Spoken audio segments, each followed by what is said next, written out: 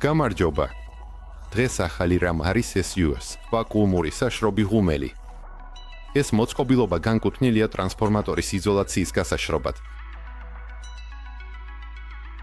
ხარი იზოლაცია ცნობილია, როგორც ტრანსფორმატორების ყველაზე მნიშვნელოვანი კომპონენტი და მისი დიელექტრიკული პარამეტრები პირდაპირ დამოკიდებულია ტენიანობის და ბინძურების ხარისხზე. თანამედროვე ტრანსფორმატორები რთული სისტემებია, რომლებიც შეიცავენ მასალებს, რომლებიც საჭიროებენ სპეციალურ მომსახურებას, მათ შორის ოპერაციის ტემპერატურებს.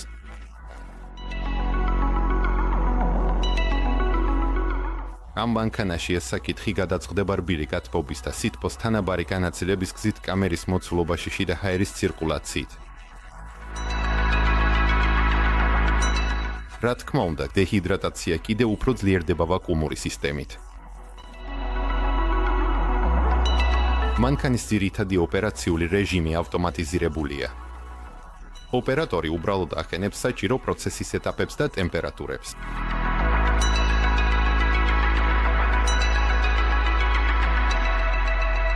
პროცესის ხანგრძლივობას. დავარკვიოთ.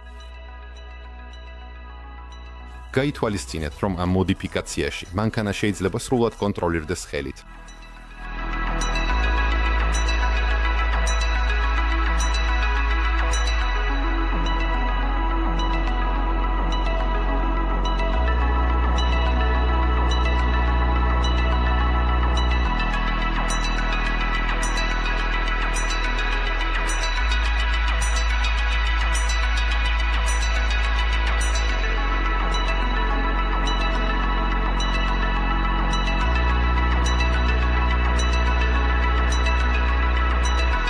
როგორც ჩანს, პრინციპში ღუმელი შეიძლება გამოყენებულ იქნას არა მხოლოდ ტრანსფორმატორის იზოლაციის გასაშრობად, არამედ შეიძლება მოდიფიცირდეს სხვა პროცესებისთვის.